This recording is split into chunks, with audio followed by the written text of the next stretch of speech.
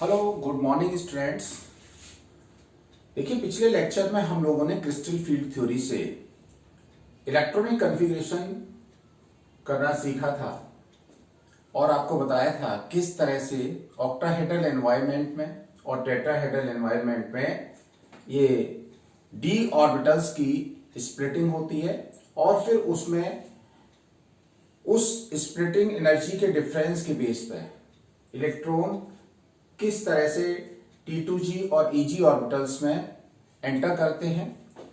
हमने आपको बताया था कि जो स्ट्रॉन्ग फील्ड लिगेंड्स होते हैं या वो लिगेंड्स जिनके द्वारा स्प्लिटिंग जो है वो ज्यादा होती है, उनके दो ऑर्बिटल्स के बीच का एनर्जी डिफरेंस ज्यादा होता है, उनमें किस तरह से इलेक्ट्रॉन एंटर करते हैं और जिन लिगेंड्स के लिए उस स्प्लिटिंग एनर्जी डेल्टा O की वैल्यू कम होती है तो हम उनमें इलेक्ट्रॉन्स का एंटर कैसे करते हैं। और दो सेट्स ऑर्बिटल्स के जो हैं स्प्लिट होने के बाद बनते हैं, उनके बीच का जो एनर्जी डिफरेंस होता है उसके बेसिस पे हम ये देखते थे कि D4 से लेके D7 तक के कॉन्फ़िगरेशंस में इलेक्ट्रॉन किस लिगेंड के लिए पेयरिंग होती है और किसके लिए नहीं होती है।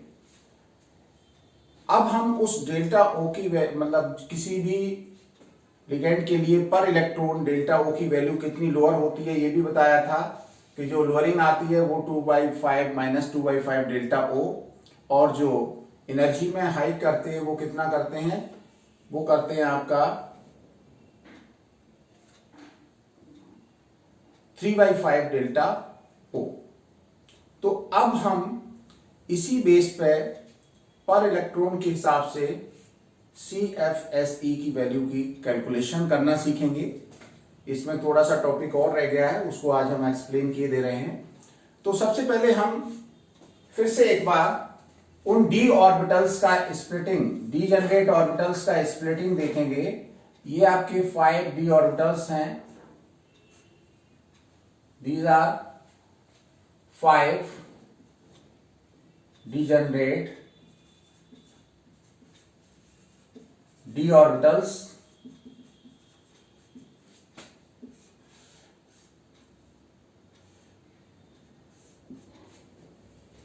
इसमें जो सेट बनते थे ऑर्बिटल्स के वो एक तो ये बनता था और एक इसको हम क्या बोलते थे, EG, ये T2G, और इनके बीच का जो एनर्जी डिफरेंस होता था that is called delta O। ये एवरेज एनर्जी थी, इसको हम बैरी सेंटर कहा करते थे।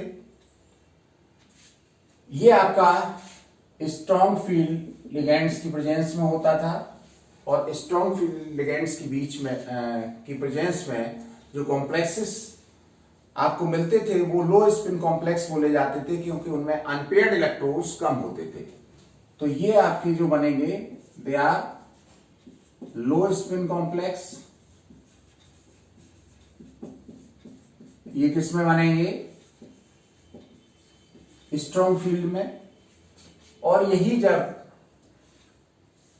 वीक फील्ड में स्प्लिटिंग होती थी तो ये एनर्जी जो गैप होता था वो कम होता था और इसमें जो दो सेट ऑर्बिटल के बनते थे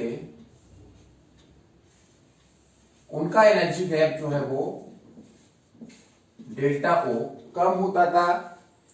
ये वीक फील्ड लिगेंड्स की प्रेजेंस में इस तरह की स्प्लिटिंग होती थी और इनमें ये जो सेट हैं वो भी वही T2G और EG सेट हुआ करते थे। इसके लिए वीक फील्ड लिगेंड्स के लिए डेल्टा O की वैल्यू पेयरिंग एनर्जी से कम होती थी, जबकि इसके लिए डेल्टा O की वैल्यू पेयरिंग एनर्जी से ज्यादा होती थी। दूसरा आपको यह भी बताया था कि ये जो एनर्जी में हाइक करते हैं वो कितना करते हैं, +3/5 डेल्टा O, और ये -2/5 डेल्टा O। या इस वैल्यू को अगर आप वैसे लिखना चाहें डेसिमल्स में तो कितना आ जाता था 0.6 डेल्टा ओ, ये प्लस का, और ये माइनस का 0.4 डेल्टा ओ। सपोज करिए हमें D4 कॉन्फ़िगरेशन करना है, तो D4 कॉन्फ़िगरेशन कैसे होगा? देखिए D1, D2, D3 ये दोनों में एक जैसा होता था। D1 आपका ये हो गया, इसमें भी D1 ये हो गया, D2 ये हो गया, D2 ये हो गया, D3 ये हो गया, D3 ये हो गया। तो हमने आपको बताया था कि D1, D2 और D3 इस कॉन्फ़िगरेशन में चाहे वो स्ट्रॉन्ग फील्ड हो चाहे वीक फील्ड हो, कोई डिफरेंस नहीं है। अब जब D4 का कॉन्फ़िगरेशन करेंगे तो स्ट्रॉन्ग फील्ड और वीक फील्ड के लिए इनका जो इलेक्ट्रॉन का एंट्री है वो बदल जाएगा। सीधा सा आपको ध्यान ये रखना है कि अगर ये एनर्जी डिफरेंस ज्यादा है तो जो फोर्थ इलेक्ट्रॉन है वो ऊपर नहीं जा पाएगा, वो इसी में आपका T2G में एंटर कर जाएगा और इस तरह से उसका कॉन्फ़िगरेशन हो जाएगा T2G4 Eg0। या ये कह सकते हैं जिनके लिए स्प्लिटिंग एनर्जी की वैल्यू पेयरिंग एनर्जी से ज्यादा है वो इसमें पेयर अप कर पाएंगे, और जिनके लिए डेल्टा ओ की वैल्यू पेयरिंग एनर्जी से कम है वो इसमें पेयरिंग अप नहीं कर पाएंगे। तो हम अगर D4 कॉन्फ़िगरेशन देखेंगे तो इसमें फोर्थ इलेक्ट्रॉन यहां जाएगा और इसमें फोर्थ इलेक्ट्रॉन यहां जाएगा।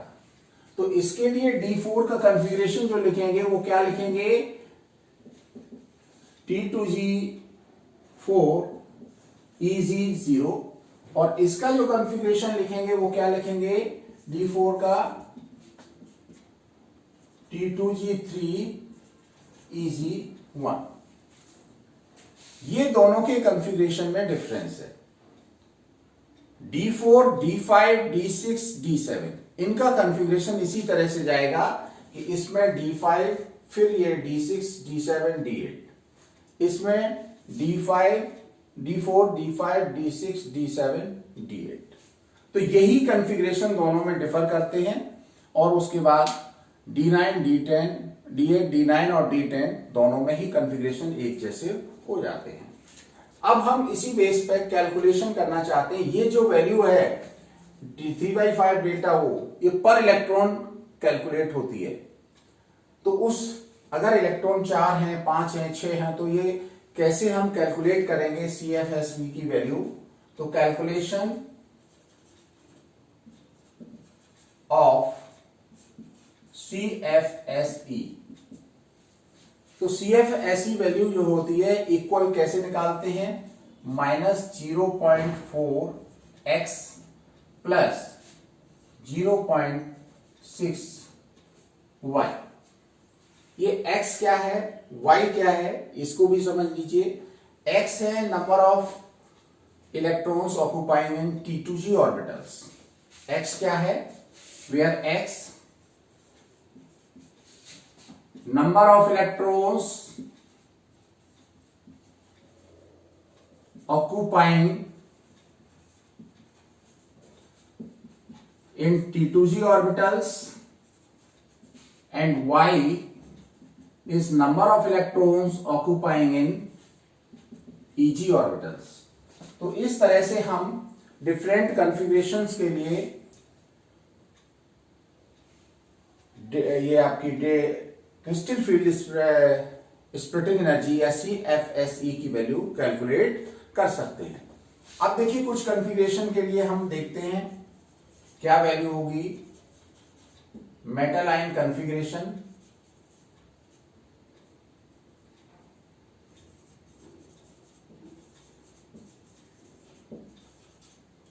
आपको पता है कि जब डेल्टा ओ की वैल्यू ज्यादा होती है तब हमारे जो कॉन्फ़िगरेशन होता है वो लो स्पिन स्टेट का होता है स्ट्रॉन्ग फील्ड की प्रेजेंस में। तो लो स्पिन स्टेट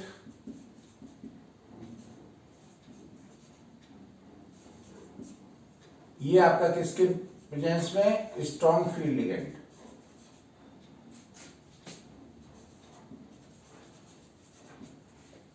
और हाई स्पिन स्टेट कब होगी? हाई स्पिन स्टेट तब होगी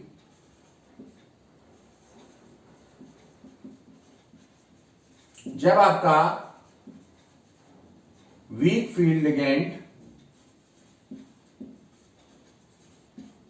और यहां पर हम कैलकुलेट करेंगे CFSE। अगर हमें D4 कॉन्फ़िगरेशन के लिए देखना है तो देखिए D4 कॉन्फ़िगरेशन में ये आपके सेट हैं EG और ये है T2G। तो इसमें देखिए D4 कॉन्फ़िगरेशन में जब आपका स्ट्रॉन्ग फील्ड लिगेंड है तो इलेक्ट्रॉन किस तरह से एंटर करेंगे, पहले तो D3 तक तो ये सिंपली जाएगा ही, लेकिन जिनके लिए डेल्टा O की वैल्यू पेयरिंग एनर्जी से ज्यादा होती है उसमें फोर्थ इलेक्ट्रॉन आपका T2G में एंटर होता है और इलेक्ट्रॉनिक कॉन्फ़िगरेशन इनका क्या हो जाता है, T2G3 और T2G4 और EG0। अगर हम इसकी क्रिस्टल फील्ड स्प्लिटिंग एनर्जी को कैलकुलेट करना चाहें तो देखिए 4 इलेक्ट्रॉन आपके किस में है, T2G में है, और T2G ऑर्बिटल में जो इलेक्ट्रॉन होते हैं उनको हम X बोलते हैं। तो CFSE की वैल्यू क्या हो जाएगी, 4 इंटू -0.4 इंटू 4 प्लस इसमें तो इलेक्ट्रॉन है नहीं 0, तो ये आ जाएगी -1.6 डेल्टा O। ये CFSE की कैलकुलेशन हो गई कब, जब आपके D4 कॉन्फ़िगरेशन है। अगर D4 कॉन्फ़िगरेशन के लिए हम हाई स्पिन स्टेट में इलेक्ट्रॉनिक कॉन्फ़िगरेशन करना चाहें, या हम ये कह सकते हैं कि जब वीक फील्ड लिगेंड है तब ये इलेक्ट्रॉन किस तरह से एंटर करेंगे, 1 2 3 4, ये आपका EG है, ये T2G है, तो 3 इलेक्ट्रॉन आपके कहां आए, वो आए आपके T2G में, और फोर्थ इलेक्ट्रॉन कहां गया, EG में गया। तो अब इसमें जो CFSE की कैलकुलेशन करेंगे वो कैसे आएगी, वो आएगी -0.4 इंटू 3 प्लस 0.6, कितना हो जाएगा, ये आपका -1.2 हो जाएगा, उसमें से आप 0.6 माइनस कर देंगे तो बचेगा -0.6 डेल्टा O। इसी तरह से हम D5 के लिए करना चाहें तो D5 के लिए देखिए कैसे होगा। D5 में ये हमने 2 सेट बना दिए, EG और T2G, 1 2 3 4 5। EG आपका वैकेंट रहेगा क्योंकि इसमें डेल्टा O की वैल्यू हम इसके लिए लिख रहे हैं, डेल्टा O की वैल्यू आपकी पेयरिंग एनर्जी से ज्यादा है, तो फिफ्थ इलेक्ट्रॉन भी T2G ऑर्बिटल में ही जाएगा, T2G सेट में ही जाएगा, और इस सब तरह आपके इलेक्ट्रॉन X की वैल्यू जो हो गई वो हो गई 5। तो कैसे कैलकुलेट करेंगे वैल्यू CFSE की, ये हो जाएगी -0.4 इंटू 5 प्लस 0, तो ये आ गई -2.0 डेल्टा O। अगर इसमें हम कैलकुलेट करना चाहें वैल्यू CFSE की, तो इसमें इलेक्ट्रॉन एंट्री देखिए D5 का कैसे करेंगे, ये वीक फील्ड लिगेंड के लिए है, तो इसमें 1 2 3 4 5, ये 3 इलेक्ट्रॉन्स जो हैं वो T2G में गए, और 2 इलेक्ट्रॉन्स कहां चले गए, वो चले गए आपके EG में। तो इसका मतलब X की वैल्यू 3 है, Y की वैल्यू 2 है, तो ये आ गया -0.4 इंटू 3 प्लस 0.6 इंटू 2, तो आपका ये हो गया 1.2, और इसका भी आ जाएगा 1.2, तो ये डिफरेंस कितना आ रहा है, 0। तो इसके लिए ये आपकी हो गई 0.0 या 0 हो जाएगी। ऐसे ही अगर हम D6 कॉन्फ़िगरेशन के लिए डेल्टा ओ की वैल्यू कैलकुलेट करना चाहें तो ये आपके 3 सेट हो गए T2G और ऊपर ये 2 EG हो गए। D6 कॉन्फ़िगरेशन कैसे होगा? आपका 1 2 3 4 5 6, all the 6 electrons are in T2G. So the value of del CFSE will be calculated as follows: 6 into -0.4 पर इलेक्ट्रॉन जो है वो जो एनर्जी आपकी डाउन जाती है वो कितनी जाती है? -2/5 डेल्टा ओ। तो 6 इलेक्ट्रॉन्स हैं, 6 इलेक्ट्रॉन्स में कितनी डाउन जाएगी? वो ये हो गई। ऊपर आपका कोई इलेक्ट्रॉन है नहीं तो वो 0 हो जाएगी, तो ये -2.4 डेल्टा ओ। इसी तरह से अगर हम इसमें कैलकुलेट करना चाहेंगे, ये आ जाएगी -2.4 डेल्टा ओ। अब इसमें देखिए कैलकुलेट कैसे करेंगे। इसमें आपके 1 2 3 4 5, अब आपका 6 इलेक्ट्रॉन जो जाएगा इसमें वो T2G में चला जाएगा, क्योंकि आपका एक एक इलेक्ट्रॉन सभी में हो चुका है। अब T2G में 4 इलेक्ट्रॉन है, EG में आपके 2 इलेक्ट्रॉन है, तो वैल्यू कैसे कैलकुलेट होके आएगी? -0.4 इंटू आपके इलेक्ट्रॉन कितने हैं? 4 प्लस 0.6 इंटू 2। अगर इसको कैलकुलेट करेंगे तो ये -1.6, ये आपकी हो जाएगी +1.2, तो ये कैलकुलेट होके आएगी -0.4। ऐसे ही D7 कॉन्फ़िगरेशन का अगर हम कैलकुलेट करना चाहें तो D7 कॉन्फ़िगरेशन के लिए भी इस तरह से CFSE की वैल्यू को हम कैलकुलेट कर सकते हैं। तो ये आपका CFSE वैल्यू का कैलकुलेशन हो गया, और उसके बेस पे हम CFSE के बेस पे हम ये बता सकते हैं कि कौन सा जो है मोर स्टेबल स्टेट होगी। जनरली डेल्टा ओ, जिसके लिए लो स्पिन स्टेट में लार्ज होती है, वो जो है कॉन्फ़िगरेशन ज्यादा स्टेबल होता है। तो ये आपका डेल्टा ओ की कैलकुलेशन हो गई। अब हम लास्ट में कुछ एप्लीकेशंस के बारे में और देखना चाह रहे हैं। तो what are the applications of coordination compounds? तो ये तो आपने कंप्लीट कर लिया होगा।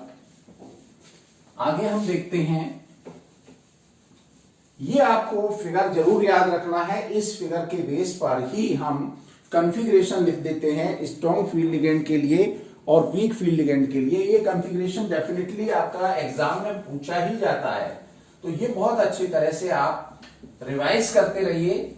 बहुत सिंपल है, थोड़ा सा आपको ब्रेन अप्लाई करना है और आपका ये कॉन्फ़िगरेशन इजीली हो जाएगा, कोई इसमें दिक्कत नहीं आनी है। हालांकि एप्लीकेशंस आपके इस रिसेंट जो सिलेबस है उसमें शायद नहीं है, लेकिन एप्लीकेशन आपको कोऑर्डिनेशन कंपाउंड पढ़ा क्यों हमने, इसलिए उनके एप्लीकेशंस को भी समझना बहुत जरूरी है। तो हम बात करते हैं एप्लीकेशंस ऑफ कोऑर्डिनेशन कंपाउंड्स। तो कोऑर्डिनेशन कंपाउंड के एप्लीकेशन देख लीजिए। सबसे पहला एप्लीकेशन हम मेडिकल की फील्ड में देखते हैं। इन मेडिकल फील्ड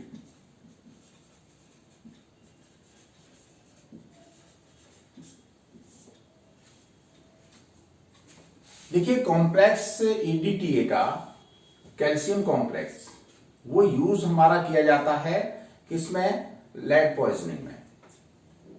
क्यों?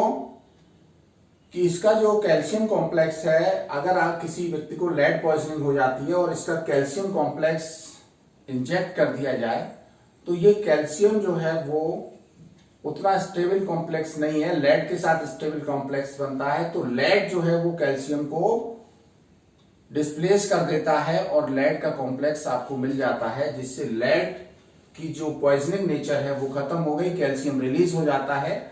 तो इन lead poisoning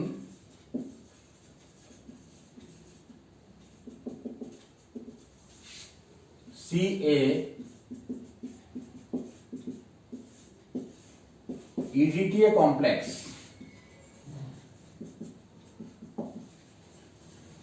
इज यूज्ड। इसमें क्या होगा, ये लेड जो बॉडी में अंदर एंटर है, वो लेड यहाँ इस कॉम्प्लेक्स फॉर्म में आ जाएगा, जिससे उसकी पॉइजनस नेचर जो है वो खत्म हो जाएगी और कैल्शियम रिलीज हो जाएगा, जो कि आपकी बॉडी में हार्मफुल नहीं है। दूसरा एक और बहुत इंपॉर्टेंट कॉम्प्लेक्स है सिस्प्लेटिन। ये सिस्प्लेटिन का जो है वो यूज करते हैं हम कैंसर की ट्रीटमेंट में। ये सिस PT NH3 का whole twice Cl2 which is known as cisplatin.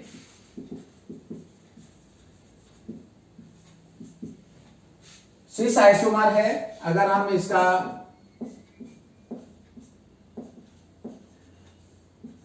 Structure देखें तो ये आपका सिस आइसोमर बन गया और ये आपका कैंसर की केमोथेरेपी में यूज किया जाता है। तो इस तरह से हमारे मेडिकल फील्ड में इनका बहुत ज्यादा यूज है।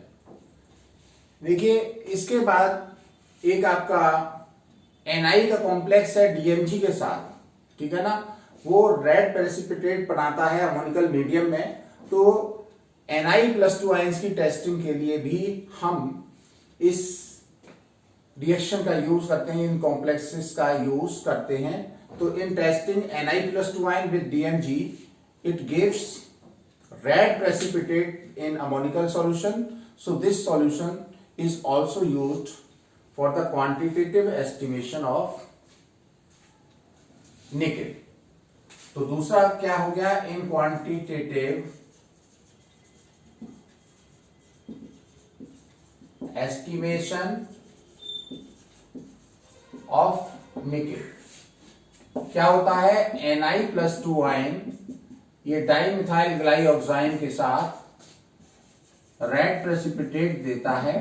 तो इस आधार पर हम ये टेस्ट कर सकते हैं कि उसमें Ni आयन प्रेजेंस है या नहीं है।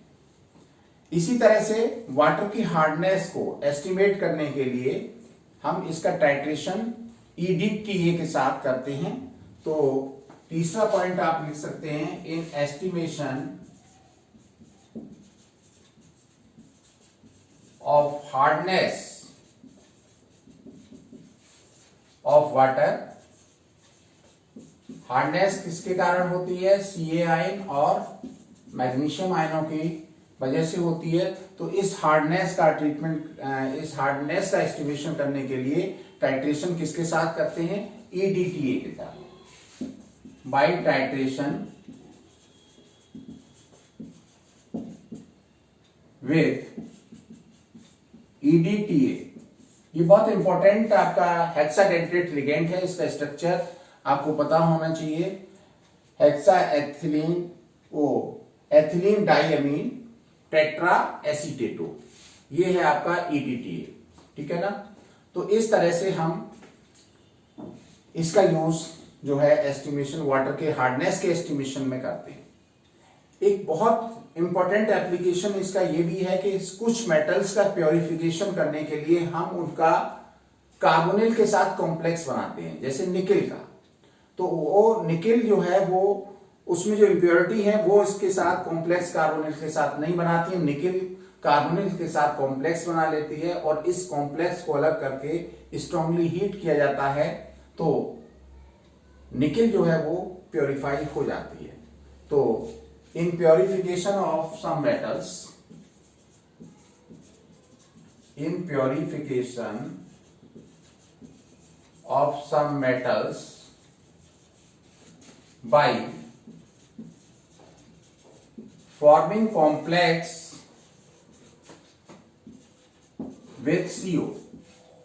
For example, Ni+4CO ये NiCO का होल 4 कॉम्प्लेक्स बनता है। इसको स्ट्रॉन्ग हीट कर देते हैं तो आपका Na अलग हो जाता है और CO आपका इवॉल्व हो जाता है। इस तरह से प्योर निकेल ये आपको मिल जाती है। इसके अलावा हमने आपको ये भी बताया था कि जो हीमोग्लोबिन है, हीमोग्लोबिन जो होता है ब्लड में होता है, जिसकी वजह से रेड कलर होता है ब्लड का, वो आयरन सेकेंड का कॉम्प्लेक्स है। आपका जो क्लोरोफिल है वो Mg सेकेंड का कॉम्प्लेक्स है, जो कि आपके प्लांट्स में होता है। और विटामिन B12 है वो कोबाल्ट फर्स्ट का कॉम्प्लेक्स है। तो इस तरह से आपके बॉडी में, प्लांट्स में और तरह तरह की मेडिसिन्स में, एस्टिमेशन में, प्योरिफिकेशन में इन कोऑर्डिनेशन कंपाउंड का बहुत ज्यादा इंपॉर्टेंस है। तो इसलिए हमें इन कोऑर्डिनेशन कंपाउंड्स के बिहेवियर के बारे में पढ़ना बहुत जरूरी होता है। तो इस तरह से ये चैप्टर आपका कंप्लीट हो गया। अब आगे हम लोग नेक्स्ट जो टॉपिक देखेंगे वो D और F ब्लॉक एलिमेंट्स के बारे में अगला टॉपिक स्टडी करेंगे। ये चैप्टर आपका फिनिश हो गया। इसके नोट्स कंप्लीट कर लीजिए और उनको एक बार अच्छे से रिवाइज कर लें। बोर्ड में इसमें बहुत अच्छा आपका पेपर में क्वेश्चन मिलता है और बहुत इजीली आप उसको सॉल्व कर लेते हैं। Thank you.